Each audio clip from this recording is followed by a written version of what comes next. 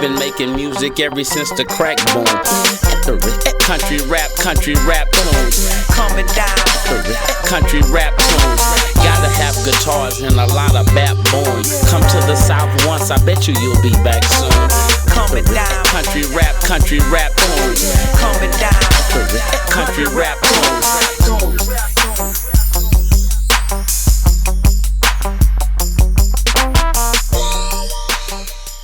What's up with it, man? This your boy Cory Mo, putting it down. One more episode of Country Rap Tunes podcast. Y'all make sure y'all download the app, Country Rap Tunes Radio. I got a special guest in the building, the motherfucking Don himself, all the way from H-Town, Texas.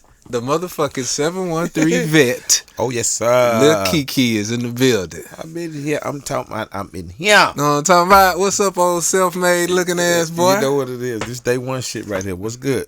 I'm in here, man. I'm glad you pulled up on the player. Welcome to ATL once again. Oh, man, I love it. Having a great time. I saw you in Drama in the Lab the other night, cooking up. I know y'all got some things y'all plotting on. I'm working on my annual album that I do now. It's called Self Made, and it's kind of like the Self Made concept was the collaboration of the OGs with the young cats. A few years ago, man, we was having so much of a disconnect with our youngsters, with our OGs, and they feeling like we not feeling them. We feeling like they don't understand. So I kind of put a collaboration together, man, and we called it Self Made, and we just kind of put the youngsters on. Last year I had Crit and Bun and me and Slim, and I kind of mixed it with DJ Chose and those kind of youngsters. Man, them youngsters came out of that getting deals and getting opportunities, and that's great. So that's what Self-Made is about. So I'm in the A, we on Self-Made 3 now, working with Drama Boy. We're getting it on. That's hard.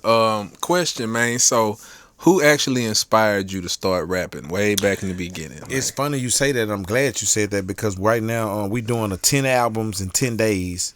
Oh, shit. I was nominated by Rico, Bun, and Devin and Slim. Devin and Scarface manager. Okay, yeah. He nominated me, and I'm doing it. Who else doing it? Shy. Just a lot of us, man, and it's all about what influenced you. And I was just on my day 3 saying how much different albums and different influence. But from a rap standpoint, I started off like with a Run DMC type. I was from that era of just rap and. You know, it was a contest for us to see who can rap that actual whole album and spit that whole song. So I started off like that, like the natural New York hip hop, just trying to learn how to rap. That influenced me a lot in the beginning. That's what's up. My brother used to have a whole bunch of albums on his wall, man, like the Run DMC and what's the white Beastie Boys and UTFO and all these different the Fat Boys. I got to do one today. I don't know who I'm gonna do today. I got to drop an album today. I haven't done day 6 yet. I done Ice Cube yesterday. Okay. So far I've done Street Military, Ice Cube, Run DMC. I tripped them out. I started off with Michael Jackson. What? Yeah. Say, man, listen. I don't know nobody Mike from can't be faded, I don't know nobody from my era that wasn't influenced by Mike, Straight the greatest up. Performer of all Period. time. So people was looking for me to start out real gutter and grind. Nah, I'm gonna start off with Mike, man, because at 13, 14, Mike really influenced me with music, just being a performer. And that's one thing how I survived all these 20 years. One thing about music, I'm a great performer. I perform off top. Yeah, off top. So how did you end up meeting Screw? I know you probably got that question a lot of times, but like, how did y'all actually cross paths for the first time? I met Screw through my barber in the time. That was a barber in my hood. His name was Steve.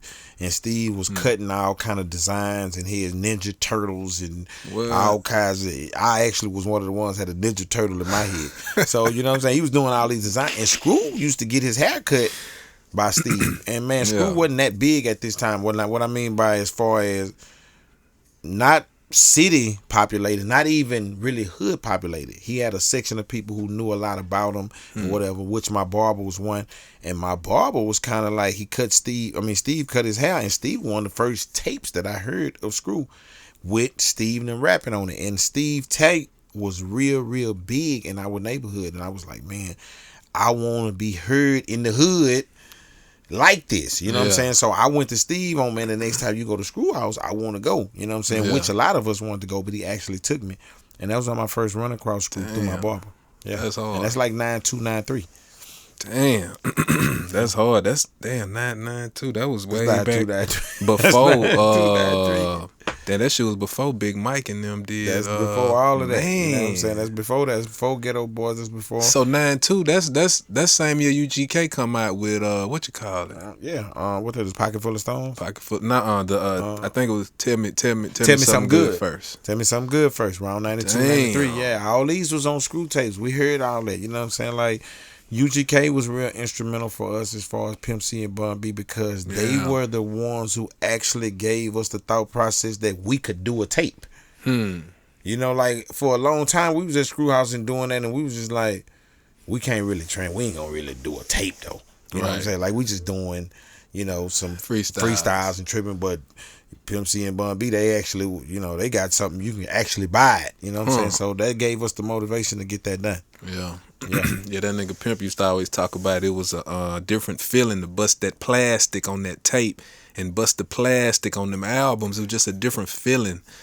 Boys don't even know what that feel like no I know more. what that feel like. I tell people all the time, reading man, credits and all that, opening up the album cover, seeing the picture, reading the credit, man, that's serious. It don't exist. That don't exist anymore. You know what I'm saying? I'm from that, cassettes, CDs, streaming. I survived every part of the game, and I always tell people, that feeling like, man, you know, you might hear Michael Watts or something, throw you on Sundays or something right now, but man, actually hearing your song on the actual radio during this is serious.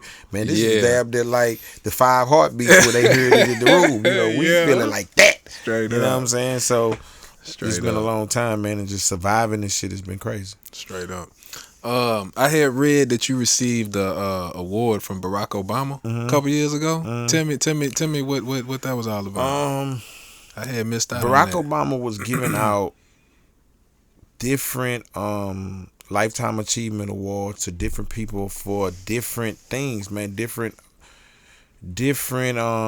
charity things. Just it wasn't a particular community. Just in the community. It wasn't a particular subject for it or a particular requirement or none of that. It was just different things that he was seeing from different people. So I was in a poll of getting this for doing all my things with Little League football. Somebody, it was just I knew somebody that was around the system to get people voted. They entered me in. And they just enter me in on, they just love me, and man, we're gonna put you in, man. I love what you do for the community. We don't think you finna win on that. Man, there's Purple Heart people in here, people from the Army, people to save people all out of water and ships and all kind of shit. So we wasn't expecting to win, so it wasn't even about a win. We just wasn't expecting to get the award. I remember being told that we was down to the last 2 or 3 that was gonna get it. And I was like, man, come on, man. And we got it. Boy, that's cool. And man, that was a wake up call for me getting it because that was the first time that I had ever experienced prejudice and this type of thing. You know, man, people were actually mad, upset. You know what I'm saying? Like some of those same people that I'm telling you about, like people like veterans from, you know, the Army. And they was like, man, what the F is Lil Keke. F, man, this is why we don't like your F black self. They was saying all these things about Obama, and it was just shocking. But at the same time, man, I remember kind of having my head down about it and just like, man, but they ain't crazy. done nowhere near the stuff that you done for the community. Probably the same people that's mad. Probably the same thing. And I remember having my head down about it and kind of tripping about it, like, man, this was a gift and a curse, man. I just happened to get this. I ain't asked for it. People tripping, these people saying different things. And I remember running into a sheriff. And he was like, man, ain't you Lil Keke? This was a Houston, this was a sheriff in Houston. He was like, man, ain't you Lil Keke? And I was like, yeah. He was like, man, we heard about that, what you got from Obama. He just looked at me. He was like, man, we want to let you know that where we from, we proud of you. And we don't want you to feel no reason that you should have your head down about getting that award. You deserve it. That's right. Man, it made me feel good. You know what I'm saying? This was a sheriff, man. I ain't know nothing about him. He just seen me and just told me that. So that was a great deal. That's real, man. A lot of people cannot do that, cannot say they did anything nowhere near what you done in the community. You know what I mean? So that's hard. You are still coaching? You still listen, my baby boy, he's in the 8th grade. Okay. I was just so caught up with him. He played ball, so I got so caught up with him I couldn't do both no more. Because when I was doing coaching Little League, man, I own the team. I'm coaching the team. I'm everything. So I had to kind of put it down and kind of get back to doing what I was doing, working. I'm gonna come back once he's probably about 10th, 11th grade, and I got him settled, but I kind of just left it alone a little bit, but I love it. The more years that I don't do it, I always feel like I'm missing a part of my blessings or my charity, because that's my biggest thing that I do. Yeah. So, I miss it. I'll be back soon. That's hard. So who your football team this year? Okay, listen, in real life and on Madden, because I know you. Listen, I'm retired on bad. I'm retired. What, you retired? Listen, once my kids started kicking my ass, I was retired. You know what I'm saying? Once they got good, it was time for me to be through. Listen, I pumped myself up to buy a new PlayStation to battle them probably about a month ago. Yeah, I'm finna get me a man. I ain't touched the damn game yet. Touch it. But I'm a lifelong Cowboys fan from my father. Grew up a Cowboys fan. I'm a Texans fan. Okay. I love Deshaun Watson, what he doing right now. But I'm always battling with Texans and Cowboy fan. That's that. And other than that, man, that's really it. I'm just I'm a sports fan. Period. So I love other different periodical teams, but Texans and Cowboys. That's it. Well, what you think about Westbrook joining Harden over there? I want to see this. Okay. I like it. I like it. I want to love it. Yeah, but them boys gonna have to put them numbers on the board. The West is loaded, man, with Kawhis and all these. The West loaded. Paul George on the same. LeBron and AD over here with the Lakers and all that. Them boys some bullies over there, man. I love it. They bullies. I love it. So it's a loaded West. So I want to see, what I'm saying, how we gonna do. But man, I'm real intrigued about seeing Westbrook and Harden play together. Yeah. So tell me about your. I've been seeing you spitting game on the ground with the legend talk, man. Well, man, what I try to do, man. I love it, man. What I try to do is enlighten my people, my peers, people under me, just give them a part of the game that we already know, we already seeing, and just try to, man, my explanation of it is, for so many years I told people to womanize women, sell drugs, smoke grass, sell crack, drive cars, pull out outside, go out, spend all your money, buy chains, and they loved it. Still love me to the days for it. So I was just saying maybe I can get them to love me for saying, hey man, take care of your kids. Hey man, go on a vacation.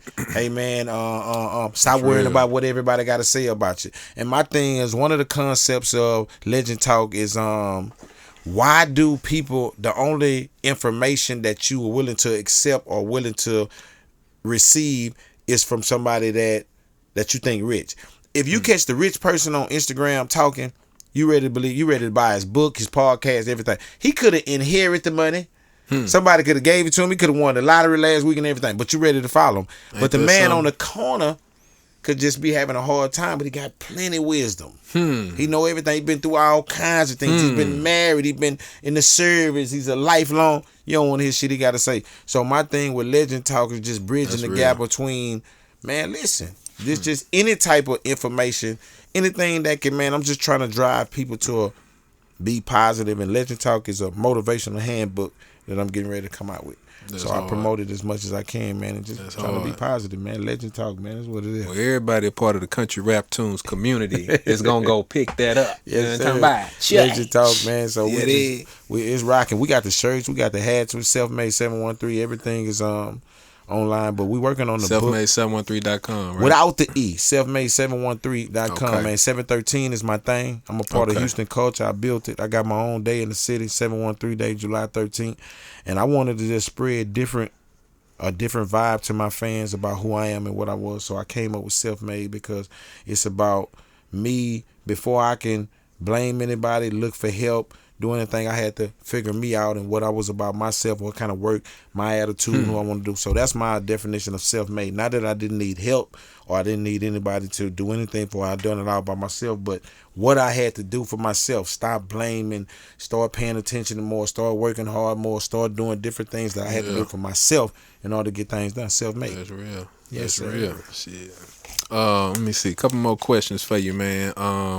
I see you was on a Japan tour recently. How did that go, man? I ain't never been to Japan. I've been a lot of places, but I never been there. That's a great experience. First of all, I really, man, I'm kind of like an impatient type of person. So what I mean by that is, and you probably know that, I'm an impatient type of person, busybody. So first of all, just me having to go somewhere 10, 11, 12 hours on the plane, that starts right there with, man, I don't want to do that. I started right there. But it was a great experience, man, and man, to see the love that these people have for you, man. They can't really speak English, but they singing these songs word for word. I went that a year before on a whole tour with 4 other groups, and they loved me. And then I came back this year and did my own tour by myself. Man, that is great, man. The guy, the guy who really takes us out there, man. He's a hip hop lover, man. He loved Texas music, loved Houston. He's a historian of what we do. Yeah. And man, he's great, man. You know what I'm saying? This was my first time, man. Just really seeing a different culture that's adapted so much to our culture, man. We out there, they on swangers. What? Astros jerseys. Kidding me. In Japan? Hey, bro. Hey, man, let me tell you something. I had some people some fans, man, came to my show. Man, they like 60 something. What? But I got a picture with these people with 60. Yo, you know what? 60, 65 years old, man. You know what? I had taking pictures. They gonna buy everything. Everything. I had one on tour one time with Bun, man.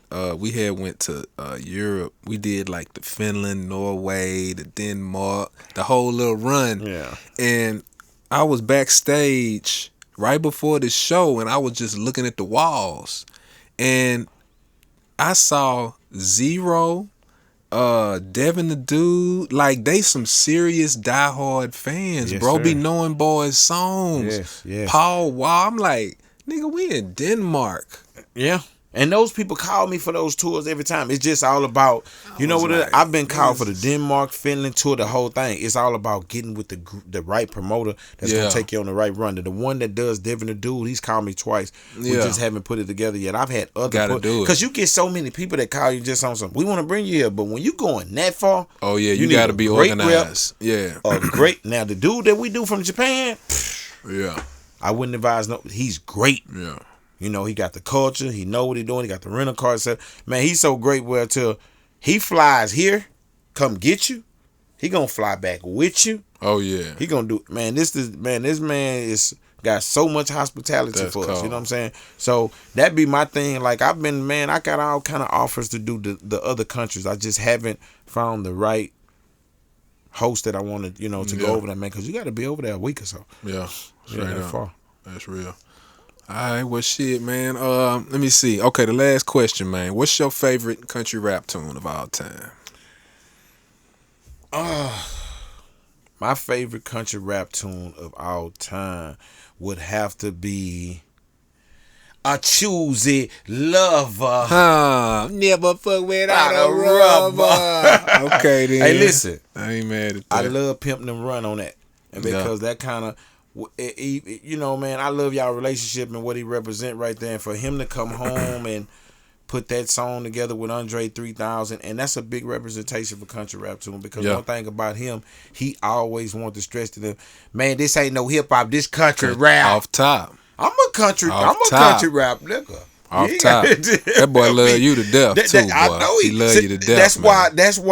That's why, man, when I go in the trap museum, I'm in there yesterday, I'm like, I love everything. I'm a country rap. I'm from a different type of talking about? And we was talking about us doing a different, type of museum and everything. And our type of music, it probably wouldn't have trap stars in there. Right. Because what we done was different, but it all collide. So, man, I love what Pimp represented for that. Out of everything that he done, I love that he represented it of, man, our culture is our culture. Either you with it or you ain't. Straight up. I love that. Because when I was young, I remember being 19 and people saying, man, what's going to be the name of your album? Don't Mess with Texas. Man, they was like, you tripping. I was like, man, I want everybody to know that I'm the shit at Texas and we can rap for real. They were like, don't name your album. Nah. What's the name of your album? I'm 20, I'm 19. Don't Mess with Texas. Astro jersey, Astro hat, cocked to the side. I want people to know I'm from. This went being from the time. I always hit them boy with this here. I ain't see y'all throwing the H up there. Ooh. See, that hurt. Remember when I had the hat to the side with the Astro jersey on, throwing up the H, talking about Houston? Wasn't nobody throwing up the H. So don't tell me nothing about Houston. I am Houston. Ooh, I know that hurt. Ooh, that hurt. Y'all didn't want to be from the town. Nobody wanted to be from Texas. Everybody wanted to be from Cali, New York, Snoop, all that. I'm from the town. I'm from Houston. Don't mess with Texas Astros there. What? Straight up. Yeah, that's real. That's what I'm saying. I'm from the. So now when they try to give me slack about, hey man, Texas Bull, come on, man. Astro Star, off top. Don't play, man. You know what I'm saying? Straight I just up. love a lot of other shit. Boys done stole your swag, done stole your dance, your slang. Hey man, you know what? Somebody asked me about the whole shit. Somebody asked me about that the other day, and I was just like, man, what? I feel like I had an opportunity to either argue with them about it, go crazy, cuss them out, or stay relevant. And it just I stay relevant. You know what I'm saying? Like, it didn't really, because man, I'm real big on, like, even with my music, Southside, I own all that now, finally. So I was just like, man, whatever God got for me, whatever belong to me, I'm gonna get it. There you know it what is. I'm saying? Like, I ain't finna be running around telling y'all stole everything, have everybody mad. At the end of the day, it keeps me relevant. I just posted something 3 days ago. Megan, Southside, she come up with, man, I don't care what I do. Every dance I do, it just turned to the South Side. And I posted it. They went crazy. So, you know what I mean? It's all good. I'm here. That's what's up. Well, man, I appreciate you coming on the show, man. If you have any shout-outs, anything you promote. Shout out to the whole A. My man, Drummer Boy, he always repping for me, wearing Legend Talk, Self-Made 713, man. It's an honor. Shout out to you, some of man. that, man. I got you. You, man. I appreciate you for having me. We go way back, man. And like you say, man, we just stubborn. Really. We need to get more involved, and coming to the A is real big, man. Sometimes it's bad being from Houston because it spoiled us. It give us everything, man. People live somewhere else, they can't wait to go move to the A. You know what I'm saying? Us, man, we making that money, whatever. We like, man, we'll get to the A when we get it, and we got to respect the game that this is the Mecca. So shout out to the whole city, the whole everybody, man. OJ the Juice, man. Gucci, I seen him the other day. Just drama, just everybody. That Drummer Boy, man. DJ Drum, I mean. You know, I done my first gangster grill with him, so the A is always accepting me, and man, I'm just gonna start coming more. Yeah. Much more as I give me one of these young cats. My next young cat that I get, I'm gonna drown him down here. You know what I'm saying? That's how you gotta do it. Shout out to the Mecca, man. H-Town 713. We here, man. Country Rap Tunes done. Key holla back. Straight up, man. Already. I appreciate you, sir. Salute. You know, man. Country Rap Tunes. You know what I'm talking about? Country Rap Tunes, nigga. Gangster music, bitch.